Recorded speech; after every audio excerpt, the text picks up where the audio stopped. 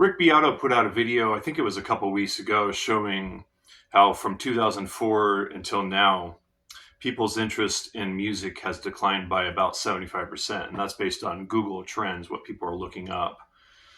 So who knows how much of that maps onto reality, but it's not looking good, right? As far as people's interest in music. And then, so just kind of going back to when Napster hit and people started expecting music to be free. And that started happening right before I went to Berkeley. So when I got out of Berkeley, that was kind of the mindset. And as we know, before then, it's pretty much always been a difficult life to be a musician. But it's even more difficult now, for sure. So I just wanted to talk about that and see where this goes. Maybe some of you are in the same boat, and maybe we can just sort of share in our experience. And I want to say, of course, as we know, we could always focus on the negatives in life, or we can focus on the positives. And I mostly focus on the positives. That's how I spend most of my days. But there are the realities that we have to deal with on a regular basis, on a daily basis. And so, in the 70s, a lot of fusion bands were getting signed by big labels like Columbia. And it seems to me that might have been the last era where high-level musicianship and high level of creativity was rewarded. Those bands didn't have vocals, Weather Report, Return to Forever, no vocals, all instrumental, and a lot of improvising, a lot of experimentation, a lot of creativity with high level musicianship. And they were getting signed and they were selling lots of records and making money from the record sales and touring. And that's pretty much gone. So I talked about this in another video. If you're in my camp of musicians where the original music you create is creative, it doesn't fall into a particular genre or style that already exists, so it doesn't have a common label, and it's instrumental, so no vocals, which is what most people want in music. Most people listen to music, I think, for the words. I mean, I'm talking about the masses. And then does it make them want to dance? And then and it has a lot of improvising in it. Most people want to listen to compositional music. They don't want to listen to improvisational music. So if you have those three things in your music, like those fusion bands had, at this point, you're not, as far as getting signed, as far as people paying you for your recordings, as far as all of that stuff, it's pretty much impossible now. Musicians now have to be the musician, and if you're an artist, also an artist, because you can be a musician and not an artist. But if you're a musician and you're an artist, being creative, not just playing someone else's music, you have to be that. You have to be someone that puts the bands together, rehearses the bands. You have to be your own booking agent. You have to be your own manager, your own promoter. You have to do everything. And I started this YouTube channel. It was about 13 years ago I started this, and I've taken breaks from doing it over time. But I haven't seen a cent out of all those guitar lessons. I'm almost in the neighborhood of 150 videos on YouTube now, and YouTube runs ads, at least on some of my videos. I haven't seen a penny. I'm still not even eligible to earn anything from my videos. I have to have more views. So even with something like this, you can start something like a YouTube channel and put out a lot of your heart and soul into it and not see a penny. And yeah, and there's the issue of clubs, bars, events. For the most part, they all pay exactly what they did 30 years ago. I played with a bass player for many years. He was about 25, maybe 30 years older than me. Great bass player. We played a lot of duo gigs, jazz gigs. And he was saying in the 70s, he was getting paid the same as he is now, and sometimes even more in the 70s, by like $20. So there's that. And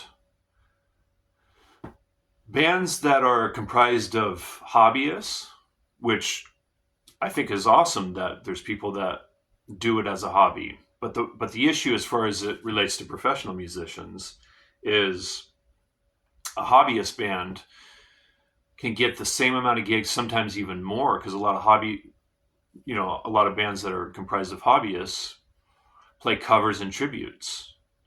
And for the most part, that's very common. And those bands are taking gigs away from professional musicians, and the hobbyists are getting paid exactly the same amount. So there's that. Getting back to the whole Napster thing, it's only gotten worse from what I can tell as far as musicians not getting paid. Even before Napster, I think it was Billy Corgan from Smashing Pumpkins that was talking about back in the 90s when his band got signed. First of all, the chances of a band getting signed is very slim, even back then, right? We all know that. But he was saying about 90% of the bands that did get signed failed. So they weren't earning enough money. They didn't have a big enough audience. They might have got signed, put out an album, the record company promoted it, and they went on tour. And then maybe they put out a second album and it didn't do as well as the first album. And then maybe they put out a third album and it did even worse. And then they got dropped by the label, or some version of that. So even if you did get signed back in the 90s, it was very slim chances that you were going to be able to continue that life of having enough money, or even an abundance of money, having enough money to keep it going, keep the band going, keep making records. So now, like I said, it's just worse now, and it's affecting music teachers, just as much, because people's interests are in music is down, and then the people that are interested in music expect music to be free. And that goes for people that are interested in learning an instrument. They expect lessons to be free because of YouTube, primarily.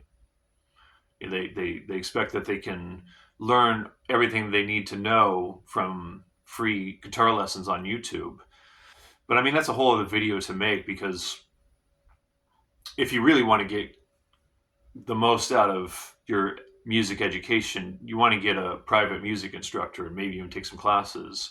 But, a YouTube video isn't going to, the person that makes the YouTube video isn't going to see you play and critique what they're seeing and make recommendations, suggestions to help improve what you're doing. But also, of course, not just seeing, but hearing what you're doing. The more important thing, having someone that has great ears, listen to you play, and then make suggestions from there. That was just absolutely priceless and invaluable in my experience. Yeah, you're not going to get that from YouTube.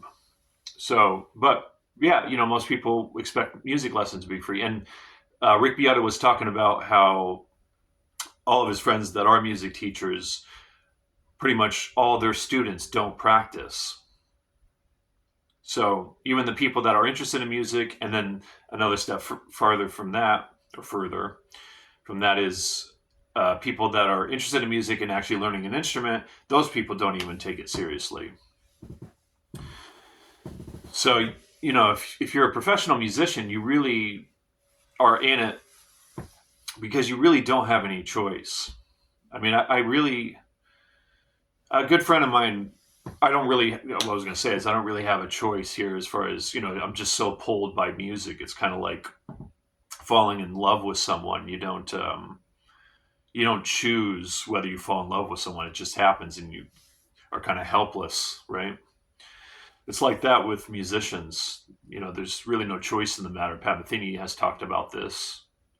When younger musicians ask him for advice about, you know, should I become a musician? And he said all the people that he plays with, for all of those musicians, which are some of the greatest musicians that have ever existed, it wasn't a choice.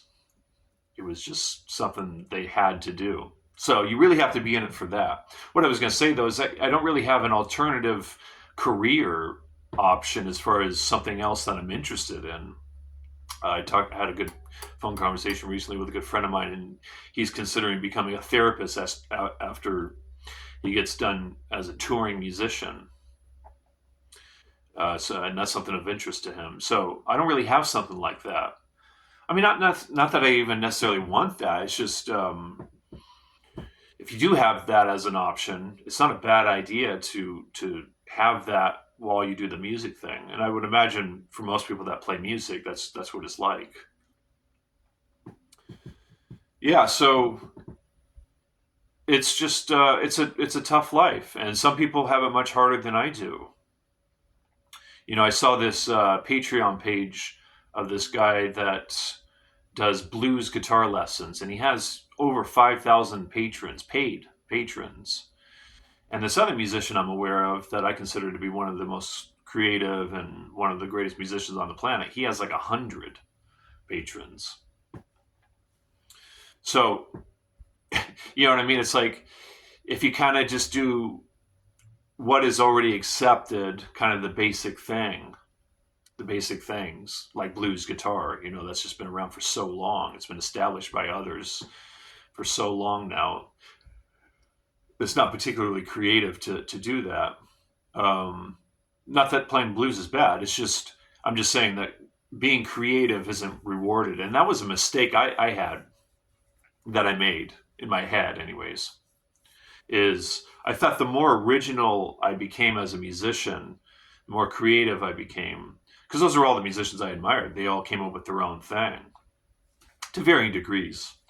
But it's actually the opposite. Like, I mean, as far as getting recognition and support and praise and love and all that from people, most people just want to listen to music that they're already familiar with. Now, more so than ever before, because back when Hendrix was happening, he was, in the Beatles, this explosion of creativity, like I was talking about with the fusion bands, they were rewarded for being original, for being creative, individualistic, having something new to say. That was rewarded. It's not really rewarded anymore. Most people that are rewarded in the music world are just recreating what has already been done and what has been done for decades. I mean, if you listen to a lot of current pop, I mean, not that I'm an expert in current pop, but I have heard the stuff. And, Rick Beato will feature some of that stuff on his channel. He's like, yeah, this sounds like something from the 80s, or this sounds like something from the 90s. It's like, and that's the hit music of today. So, yeah, creativity is, just put aside the difficulties of just being a musician, being a creative musician, as I've been kind of stringing along here in this video. It's even worse. Yeah, so hang in there if you're out there and you're dealing with these things. You really have to do it for the love of the music and your passion for it.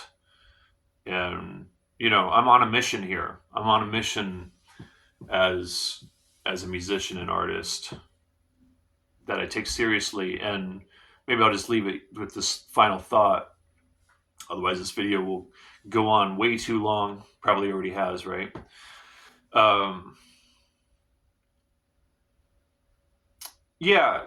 It's just a matter of how much do you love what you're doing? Like, how much do you care about what you're doing?